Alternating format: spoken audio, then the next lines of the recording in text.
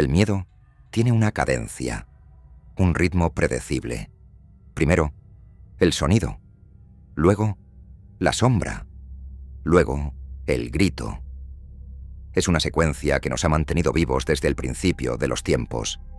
Es una coreografía de la supervivencia. Pero el horror es lo que ocurre cuando el ritmo se rompe, cuando el monstruo no llega en el momento de la tensión, sino en el momento de la calma, cuando la sombra no aparece antes del peligro, sino después de la certeza. Esta es la historia de una entidad que se alimenta del alivio. Mi nombre es Leo, y soy un hombre que ama la seguridad. Mi apartamento está en el piso 22 de una torre acristalada que presume de tener vigilancia de nivel 5.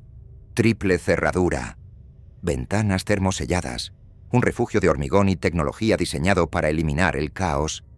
Yo creía en mi seguridad, la veneraba. Todo comenzó hace 3 meses. Tuve un pequeño incidente. Estaba trabajando tarde y escuché ruidos en el pasillo, pasos pesados que se detenían en mi puerta. Entré en pánico.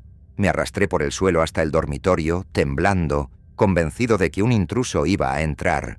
Los pasos se fueron. Desaparecieron por el hueco de la escalera. Esperé media hora, con la respiración contenida. Finalmente, me levanté. Mi pulso volvió a la normalidad. Revisé la puerta. El triple cerrojo estaba intacto. Me reí de mi propia paranoia. El alivio me inundó. Me dejé caer en el sofá. Y en el momento exacto en que mi cuerpo se hundió en el cojín y exhalé ese largo suspiro de liberación, lo sentí. El frío. No un frío ambiental. Un frío interno, pegado a mi espalda. Un frío que olía a tierra mojada y a metal quemado. Y el susurro no vino de la habitación, vino de mis propios huesos. Ahora sí. Me levanté de un salto. Miré a mi alrededor. La sala estaba vacía, las luces encendidas. El apartamento era un faro de seguridad, pero en la pared frente a mí, la sombra de la lámpara de pie era demasiado grande, demasiado densa. No era la sombra de la lámpara, era una silueta, alta, delgada, inmóvil, y estaba sentada en mi sillón favorito. Me quedé allí, mirando el perfil de la oscuridad, sintiendo el aire salir de mis pulmones. La sombra no se movía, no respiraba, solo estaba sentada, con la paciencia de un coleccionista esperando a que su premio se rindiera. Grité. Encendí todas las luces de la sala. La sombra desapareció. No se desvaneció lentamente, simplemente se borró, como si la luz la hubiera absorbido. Pero el miedo ya no era a los pasos en el pasillo. El miedo era al silencio que venía después. Durante las semanas siguientes, descubrí el patrón. La entidad era una sombra del cierre. Si cerraba la ventana y sentía el clic del pestillo, la sombra aparecía en el espejo del baño mientras me lavaba las manos.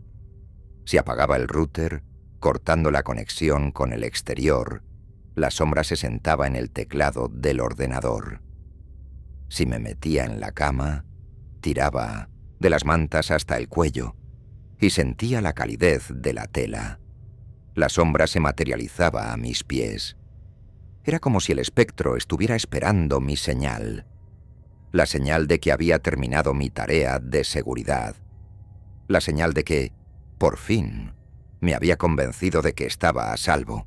Y justo en ese microsegundo de alivio, atacaba. La amenaza nunca era física. Nunca me tocaba. Era existencial. El espectro se limitaba a observar. Su presencia generaba un vacío emocional que me drenaba la voluntad. Después de cada manifestación, pasaba horas en un estado catatónico, sintiendo que mi mente era una piscina vacía. Comencé a intentar engañarlo. Una noche, dejé la llave colgando de la cerradura, sin girarla. Dejé la ventana entreabierta. Dormí con el teléfono encendido, listo para llamar a la policía. Me negué a sentirme seguro. No funcionó. Me desperté a medianoche. La sombra no estaba. El frío no estaba. Dormí bien. Me levanté sintiéndome renovado. y en el momento exacto en que puse los pies en el suelo, pensando, le gané, me he librado, la sombra apareció. No apareció sentada, apareció de pie, justo en el centro de mi habitación, a 1 metro de mí. Era la primera vez que se manifestaba completamente de pie. Y no me miró a mí, miró la puerta de mi habitación y levantó una mano, señalando el cerrojo abierto. Y la voz, esa voz sin tono, resonó en mi cráneo. Todavía no. Comprendí. El juego no era sobre las acciones, era sobre la intención. Yo había intentado engañarlo. Había creado una falsa vulnerabilidad, pero en el fondo, yo sabía que estaba a salvo.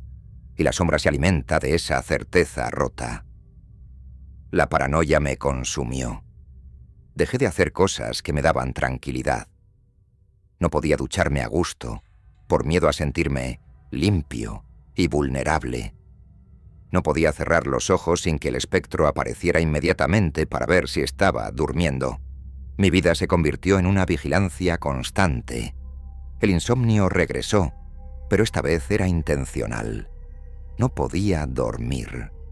Si dormía, y por un instante, mi cerebro creía que estaba a salvo, en la inconsciencia, la sombra vendría a reclamarme.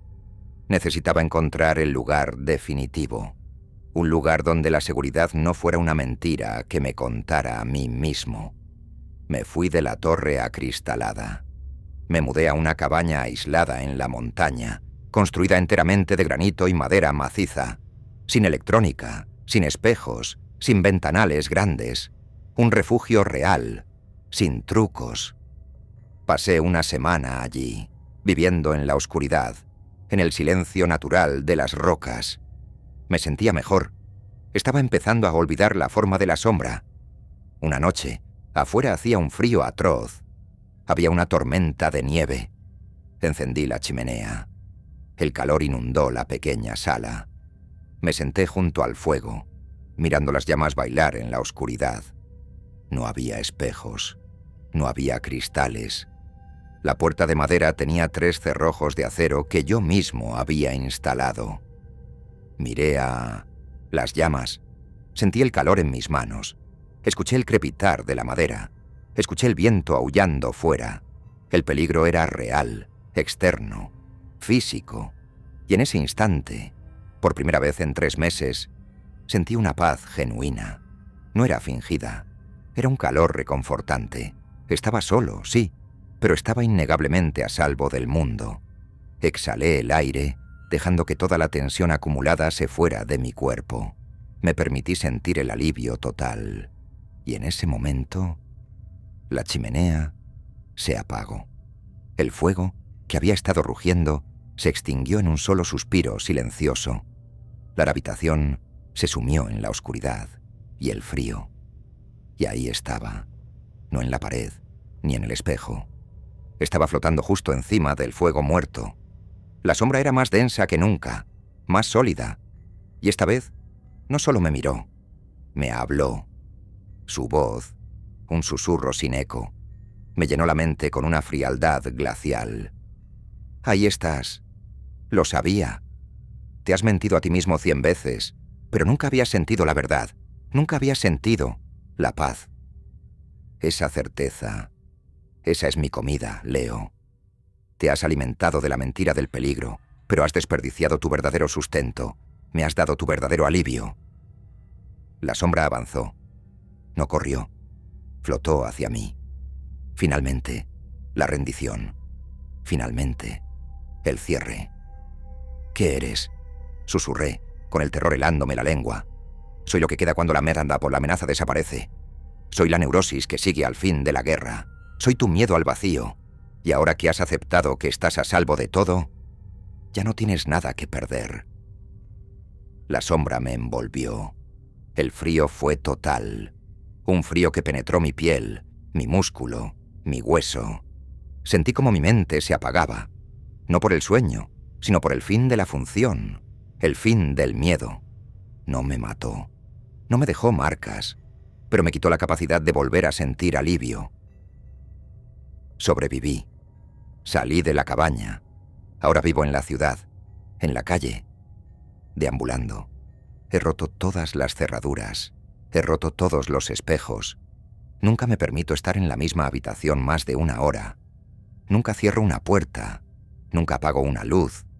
Nunca me digo que estoy seguro, porque si lo hiciera, si por un solo instante sintiera esa paz de nuevo, la sombra regresaría y terminaría el trabajo. Estoy condenado a la paranoia perpetua, condenado a vivir en el caos, en el peligro, en la mentira constante. Es la única manera de que la entidad no me atrape. Es la única manera de no darle de comer. Así que, si cierras la puerta de tu casa esta noche, si te metes en la cama y exhalas ese largo suspiro de alivio, no lo hagas. Aguanta la respiración.